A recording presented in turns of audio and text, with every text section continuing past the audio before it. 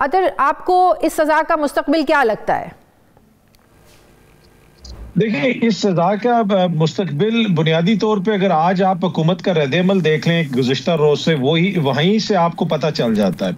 इमरान खान साहब को ये कोई पहली सजा नहीं हुई, इलेक्शन से पहले भी उनको सजाएं सुनाई गई और उसका मुस्तकबिल उन सजाओं का हमने 8 फरवरी को देखा।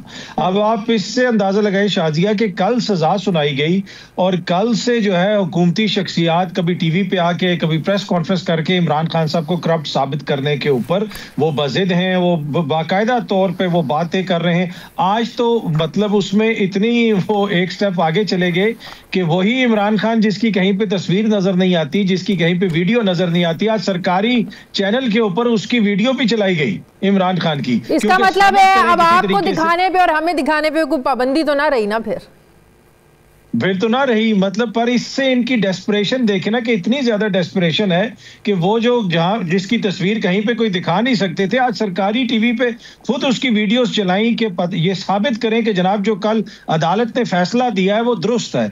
इससे आप अंदाजा लगा लें कि इस सजा का क्या मुस्तकबिल होगा। और आवाम की नजर में जो आपने क्वेश्चन उठाया कि जो इसका सियासी पहलू है, क्या वो इसको मानेंगे कि ये एक जस्ट सजा है, एक ऐसी अदालत से सजा सुनाई गई है जिसने तमाम चीजों को सामने रख के आइन और कानून के मुताबिक सजा सुनाई है? मेरे ख्याल में सियासी मैदान में उसको प्रूव करना बड़ा मुश्किल होगा।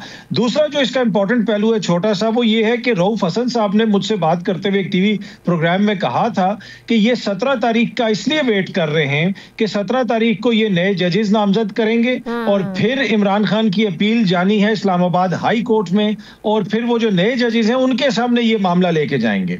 अब मुझे नहीं पता वल्लाह आलम ऐसा होगा या नहीं होगा, लेकिन इस्लामाबाद हाई कोर्ट के 2 नए जजेस का आज नोटिफिकेशन हो गया है, तो अब वो भी देखना पड़ेगा कि कहा जा रहा था कि बैकडोर जो मुज़ाकरात हो रहे हैं, जिस एस्टेब्लिशमेंट के साथ मुज़ाकरात हो रहे हैं, बैरिस्टर गौहर साहब बाहर आके कुछ बताते हैं लेकिन सिक्योरिटी ज़राए उसकी तरदीद करते हैं कि इसको सियासी रंग दिया जा रहा है। तो जो उससे जोड़ा जा रहा था, आपको लगता है कि वो जो एक पहलू सबके सामने आ रहा था कि शायद इसीलिए सजा को, फैसले को डिले किया जा रहा है कि बैकडोर चैनल के जरिए जो राब्ते हो रहे हैं उसका भी कोई रिजल्ट निकल आए?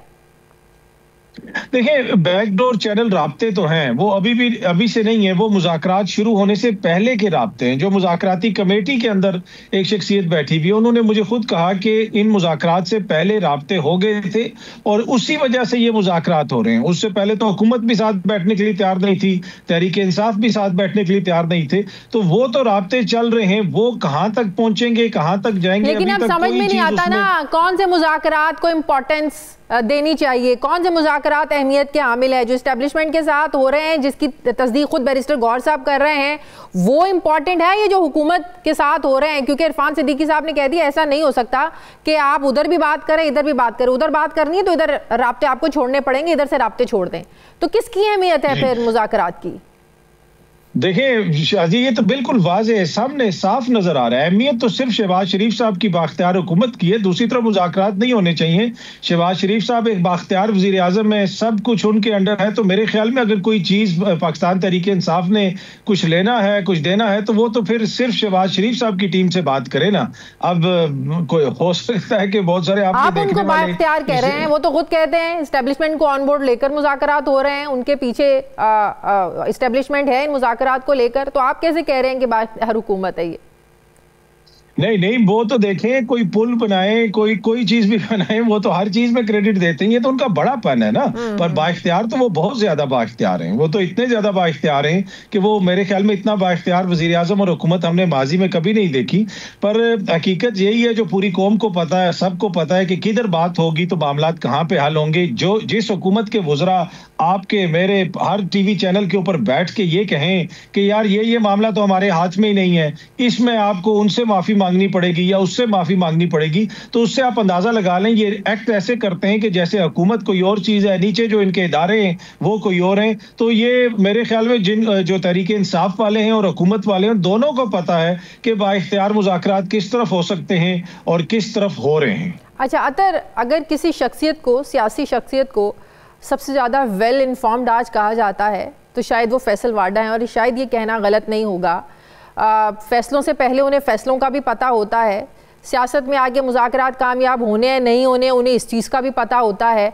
अब उन्हें इस चीज़ का भी पता है कि ये सज़ा आगे आला अदलिया में जाकर भी जो है ये फैसला ख़त्म नहीं होगा। तो अब तक जो उन्होंने प्रेडिक्शंस की हैं या खबरें दी हैं वो तो बिल्कुल सच साबित हुई हैं। इस सज़ा से पहले भी उन्होंने कहा था कि कुछ कर लें, उल्टे हो जाए, सीधे उन्हें सज़ा होगी, और वैसा ही हुआ।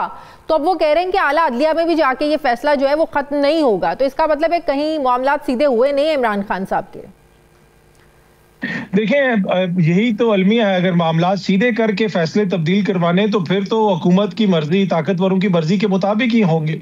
जिस तरह मैंने पहले भी अर्ज किया कि 17 तारीख को कमीशन भी बैठा, 2 नए जजेस भी आ गए और उनकी नोटिफिकेशन भी हो गया उन जजेस का, उन साहिबान का, जज साहिबान का। तो अब अगर उनके सामने ये लगाया जाता है मामला और उसी तरीके से सजा कायम रहती है तो वो यकीनन हम देख लेंगे। लेकिन टू बी ऑनेस्ट मैं नहीं समझता कि इस तरह पहले इसको प्रेडिक्ट किया जा सकता है। फैसल वाडा हमारे भाई हैं, हमारे दोस्त हैं, उन्होंने तो कहा था कि तहरीक इंसाफ को कोई टिकट लेने वाला नहीं मिलेगा पूरे पाकिस्तान में। फिर हमने देखा कि एक हल्के में 14 लोग टिकट लेने वाले थे।